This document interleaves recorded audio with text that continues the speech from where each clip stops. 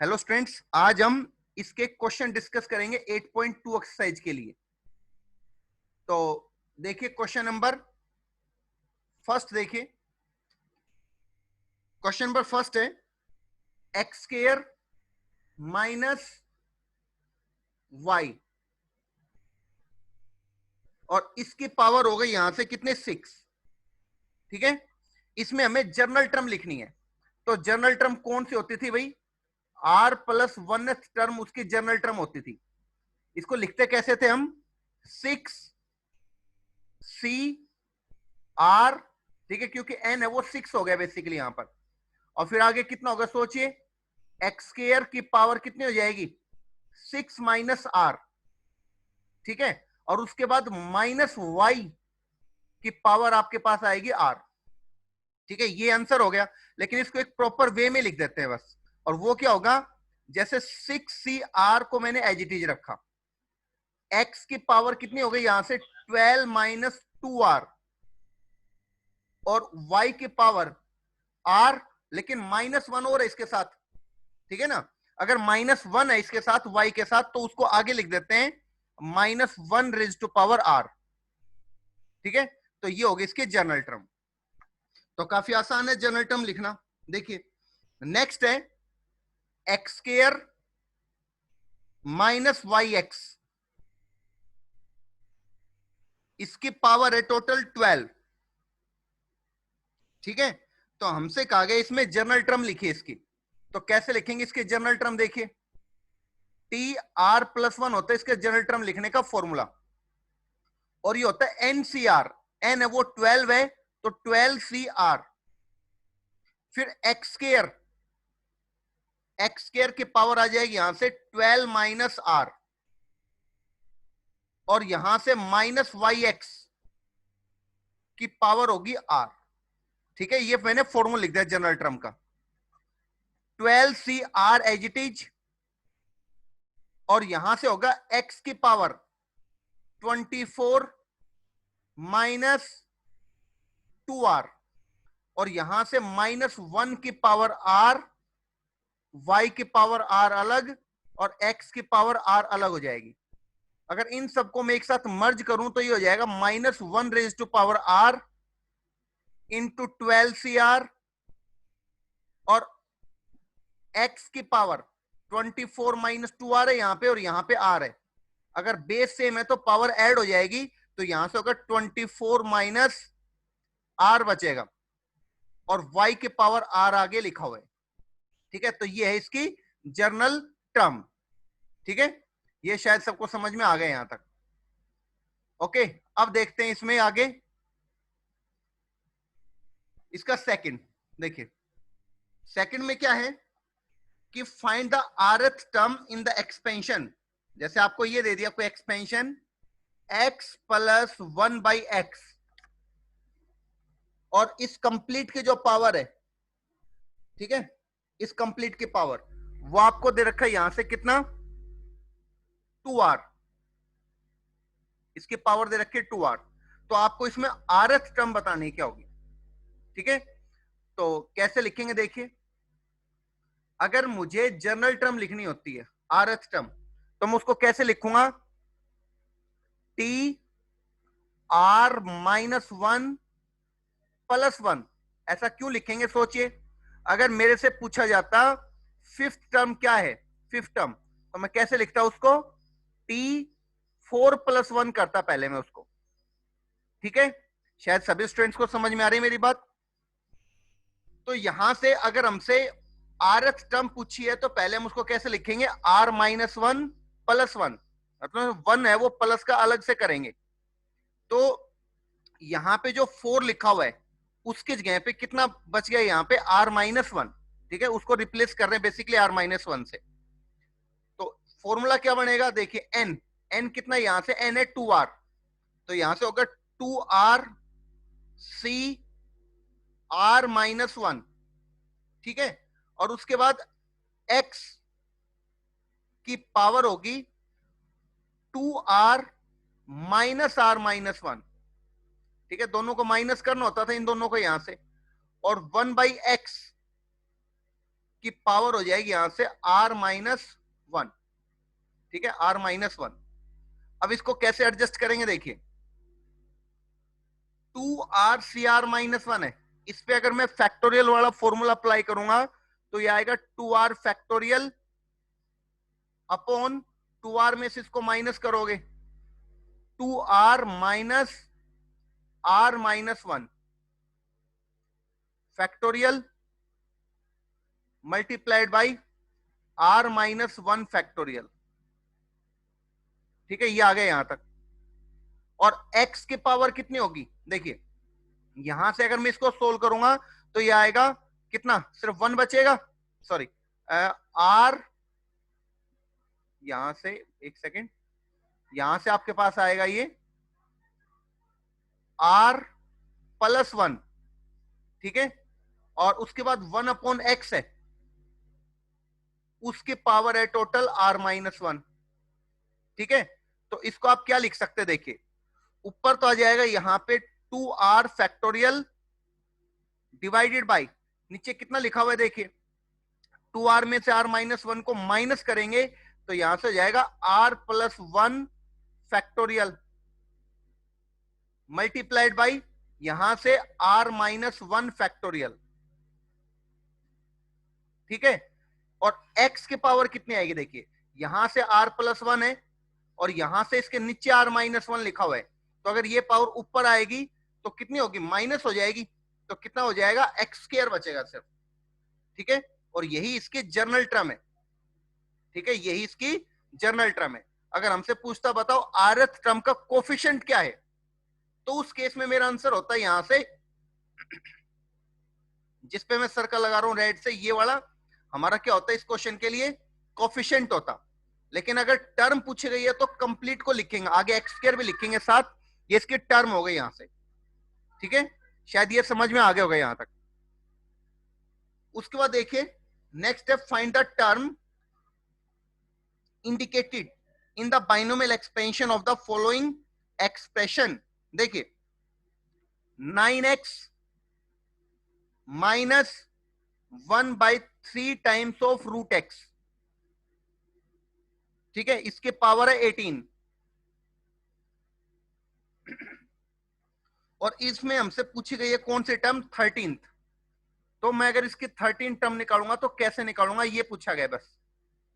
तो सबसे पहले देखिए 13th को कैसे लिखेंगे, 12 + 1, और फिर इसको सिंप्लीफाई करेंगे तो हो जाएगा 18c12 और 9x की पावर 18 - 12 करोगे यहां से तो यहां पे आएगा 6, और उसके बाद 1/-1/3 रूट x, इसकी पावर हो जाएगी यहां से 12, ठीक है। बस इसको सोल्व करना, वही हमारा इस क्वेश्चन के लिए आंसर होगा। तो पहले देखिए जो 18c12 है इसको हम लिख सकते हैं 18c6, ठीक है। ये सभी को याद होगा, NCR = NCN-R वाला फॉर्मूला, सिलेक्शन = रिजेक्शन वाला प्रोसीजर था उससे। और उसके बाद इन दोनों को अगर सोल्व करेंगे तो कितना आएगा, यहां से देखिए, यहां से आएगा 9 की पावर 6 इंटू x की पावर 6 इंटू माइनस की पावर 12 है, वहां से तो पॉजिटिव आएगा, ठीक है। प्लस भी चलो मैं लगा देता हूं समझाने के लिए, और यहां पे आ जाएगा 1/3 की पावर 12 और रूट x की पावर 12 आएगा, तो यहां पे x की पावर 6 बचेगा सिर्फ, ठीक है। अब इसको सोल्व करेंगे तो क्या आएगा देखिए, यहां पे 18c6 है, इसको मैं सोल्व करूंगा तो यहां पर आ जाएगा 18 × 17 16 15 14, ठीक है, और 13। ऐसा क्यों 13 तक, क्यों, क्योंकि इसके नीचे 18 के नीचे 6 लिखा हुआ था, तो हमें 6 नंबर्स लिखने थे यहाँ पे। तो 18 फर्स्ट हो गया, 17 सेकंड हो गया, थर्ड हो गया 16th, फोर्थ 15th है, फिफ्थ नंबर पे 14 हो गया, और 6 नंबर पे 13 हो गया। तो हमें 6 नंबर लिखने थे डाउन करते हुए, और नीचे 6 है उसको तो डायरेक्ट 1 तक लेके जाएंगे। 6 × 5 4 3 मल्टीप्लाई 2 मल्टीप्लाई 1, ठीक है, ये आ जाएगा। इस x रेज टू पावर 6 से x रेज टू पावर 6 भी कैंसिल हो गया यहां से।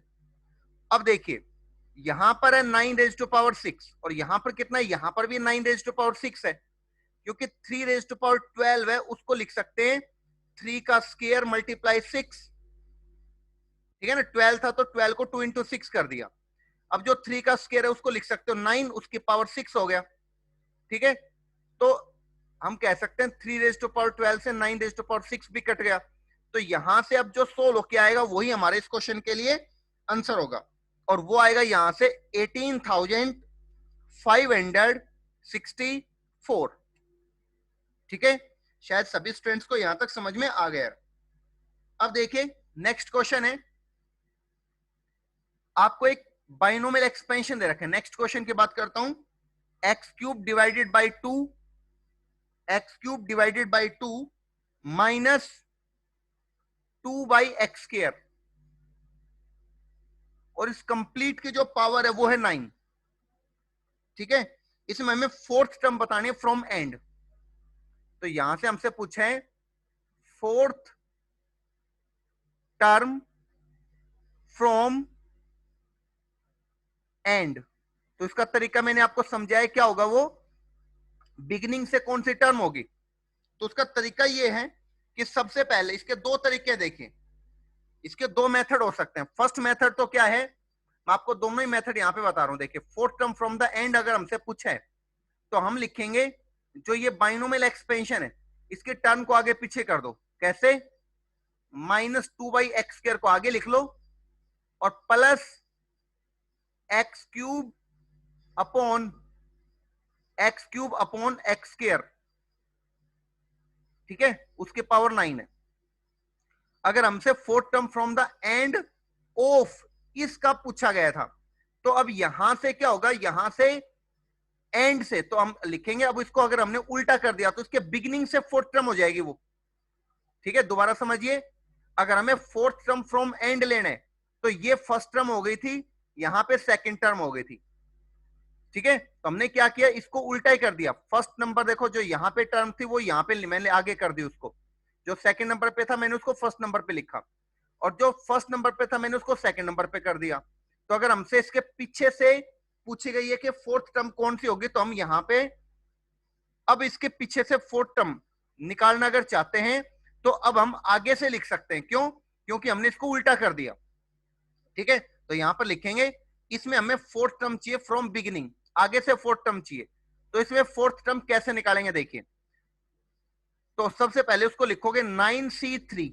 अब समझिए 3 क्यों लिखा मैंने, सोचिए सभी, क्योंकि अगर मुझे फोर्थ टर्म चाहिए तो मैं उसको कैसे लिखूंगा, 3 + 1 करके। तो जो r है वो बेसिकली कितना होगा, 3 होगा। तो यहां पे होगा -2 by x square, -2 by x square की पावर कितना हो जाएगा, 6, और यहां पे एक्स क्यूब, ठीक है। यहां पर एक्स क्यूब नहीं है, यहां पर यहां पर था हमारे पास नीचे 2, ठीक है, नीचे लिखा हुआ था 2। तो यहां पर लिखा मैंने एक्स क्यूब अपॉन 2, ठीक है, एक्स क्यूब अपॉन 2। और एक सेकेंड, यहां से, हाँ ठीक है, एक्स क्यूब अपॉन 2, उसकी पावर कितनी आ जाएगी, यहां से 3 आ जाएगी आपके पास, ठीक है। इसको आप सोल्व करेंगे तो आंसर आ जाएगा यहां से। फर्स्ट मेथड है यहां पर, मेथड नंबर 1। अगर मैं मेथड नंबर सेकंड की बात करूं तो क्या मेथड होगा, देखिए।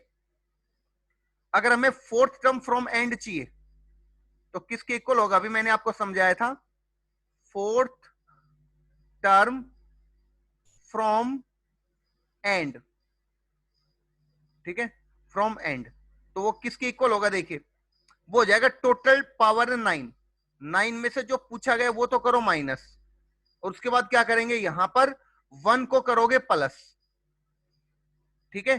तो यहां से कितना आया, देखिए, यहां से हो गया 9 + 1 10, और 10 में से 4 को माइनस कर दिया आपने, ठीक है। 9 + 1 10 हो गया। अच्छा एक मिनट, यहां पर अगर आप ये फॉर्मूला अप्लाई करते हो तो 1 नहीं आता, कितना आता है, 2 आता है। यहाँ पे मैंने पीछे फॉर्मूला बताया उसमें भी आपको 2 ही करना है यहाँ पर। तो यहां से आपके पास आएगा 7th, ठीक है।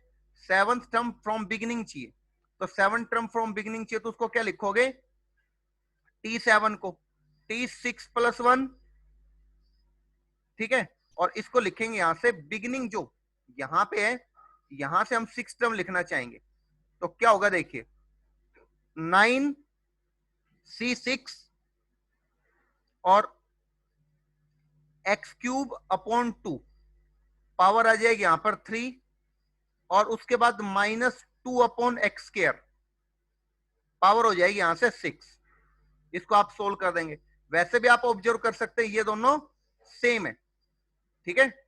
यहां पे ये दोनों रिजल्ट्स हैं वो सेम है, देखिए, ठीक है। तो दोनों का आंसर जब सोल्व करने पे एक जैसा ही आने वाला है यहां से, ठीक है। ये शायद सबको समझ में आ गया यहां तक, ओके। अब चलते हैं नेक्स्ट पे। देखिए नेक्स्ट आता है मिडिल टर्म का कॉन्सेप्ट। मिडिल टर्म के कॉन्सेप्ट पे कुछ क्वेश्चन लेते हैं। 3 - x³ / 9, 6, 3 - x³ / 6, उसके पावर 7। इसमें मिडिल टर्म हमें चाहिए, तो मिडिल टर्म चाहिए तो आप सबसे पहले तो ये देखिए जो इसकी पावर है वो ओड है। अगर ओड पावर होगी तो 2 मिडिल टर्म होंगी यहां पर, ठीक है। यहां पर 2 मिडिल टर्म्स होंगी, 2 मिडिल टर्म्स। और उनको सोल्व करने का तरीका क्या था बताया था मैंने, एक तो बताया था n+1/2th टर्म हो जाएगी, ठीक है। एंड नेक्स्ट क्या हो जाएगा, इसमें 1 ऐड कर दोगे एक्स्ट्रा, तो n+1/2 + 1th, ठीक है। ऐसे 2 टर्म आ गई। तो यहां से कौन कौन सी टर्म बनेगी, देखिए n है वो बेसिकली, ये n हो गया बेसिकली, ठीक है। तो n अगर 7 है तो यहां से आएगा 7 + 1, 8, 8/2 करोगे तो एक तो आएगा 4th, और नेक्स्ट आएगी यहां से कौन सी टर्म, 5th, ठीक है। 2 टर्म आएंगे यहां से 4th एंड 5th। अब बात आती है 4th टर्म निकालो आप यहां से, एंड 5th टर्म निकालो। तो अगर मुझे 4th टर्म निकालनी है तो मैं उसको कैसे लिखूंगा, उसको लिखूंगा यहां से 3 + 1, ठीक है। और 5th टर्म है तो उसको लिखूंगा यहां से 4 + 1, 4 + 1, ठीक है।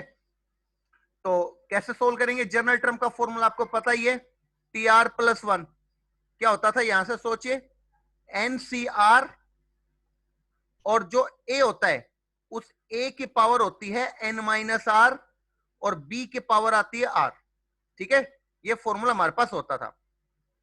अब इस फॉर्मूले में यहां से कंपेयर करोगे तो r की वैल्यू 3 है और नीचे वाली वैल्यू के लिए 4 है, तो इसमें पुट कर दो और n की वैल्यू 7 है, तो कितना हो जाएगा यहां पे 7C3, ठीक है। और उसके बाद a कितना है, बेसिकली यहां पर 3 लिखा हुआ है, ये a है, ठीक है। ये a है और ये पीछे लिखा हुआ है ये b है, तो a है 3, तो 3 की पावर आ जाएगी यहां से 4, और b कितना है, b है -x³ / 6, उसकी पावर हो जाएगी यहां से 3, ठीक है। इसको आप सोल्व करेंगे तो आप 4th टर्म निकल जाएगी आपकी, और 5th टर्म अगर सोल्व करना है तो उसके लिए 4 + 1 लिखना था, तो इसको आप लिखेंगे 7C4, ठीक है। और 3 की पावर कितनी आएगी यहां से 3, कैसे, इन दोनों को माइनस करना पड़ता है, और फिर -x³ / 6, इसकी पावर आएगी यहां से 4, ठीक है। 4 क्यों, क्योंकि जो यहां पे होता है वो एग्जैक्ट यहां पे लिखा जाता है, ठीक है। इसको आप सोल्व करेंगे तो यहां से आपका आंसर आ जाएगा दोनों टर्म्स का, ठीक है। ये 2 मिडिल टर्म है इसकी। तो अगर पावर पे डिपेंड करता है पावर ओड है या इवन है, अगर पावर इसकी ओड है तो 2 मिडिल टर्म होंगे, और पावर अगर इवन है तो केवल एक ही उसकी मिडिल टर्म होगी। अब मैं पावर इवन का लेता हूं एक केस, मान लो आपके पास ये रखा है यहां से x/9, x/9 + 3y, ठीक है। ये कोई क्वेश्चन है मान लो, और उसकी पावर है 10। अब जो ये 10 है ये बेसिकली n है, और यहां से इवन है। अब जब इवन है तो ओनली 1 मिडिल टर्म होगी आपके पास, ठीक है। केवल एक ही मिड टर्म होगी, और उसको सोल्व करने का तरीका क्या होता है वो देखिए, वो होता है n/2 + 1, n/2 प्लस 1th जो टर्म होगी वो उसकी मिडिल टर्म होगी। तो यहां से ये कौन सी बनेगी, n है वो बेसिकली 10 है, तो 10/2 5 + 1 तो 6 टर्म हो जाएगी। अब बात आती है 6 टर्म को सोल्व कैसे करें, तो जनरल टर्म से सोल्व करोगे 6 टर्म को, तो क्या तरीका था, 5 + 1 लिखोगे, ठीक है, 5 + 1 तो ये r की वैल्यू होगी 5।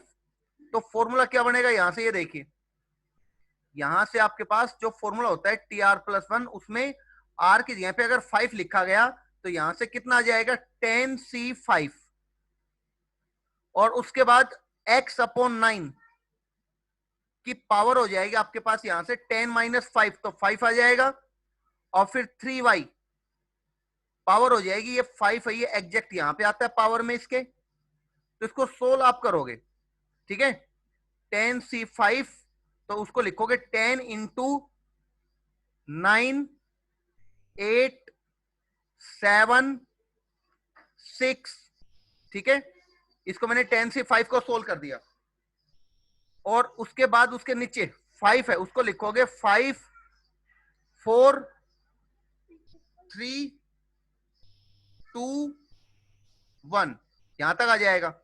और इसको अगर सोल्व करोगे तो यहां से आ जाएगा x⁵